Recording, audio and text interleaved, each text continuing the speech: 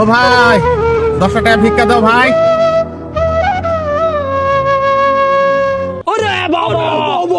এর জন্য আমি ব্যাংকের চাকরি ছেড়েছি, আবার কারেন্টের চাকরি চাইছি, আবার ভিক্ষা ধরেছি, আবার এরই পাল্লা পণ্য এই শালা কি ভিক্ষা দিবে? দেখি তো যাই চায়া দেখি। কি খবর ভাই? এ ভাই আল্লাহর নামে 5-10 টাকা ভিক্ষা দিয়ে দিনি ভাই। টাকা টুকা নাই ভাই, আগে যা। লে ভাই 5-10 টাকা ভিক্ষা দে ভাই, আল্লাহ তো সরকারি চাকরির ব্যবস্থা করে দিবে। এ ভাই আমি তো পড়ালেখাই করিনি, আমি সরকারি চাকরি কোথা থেকে পাবো?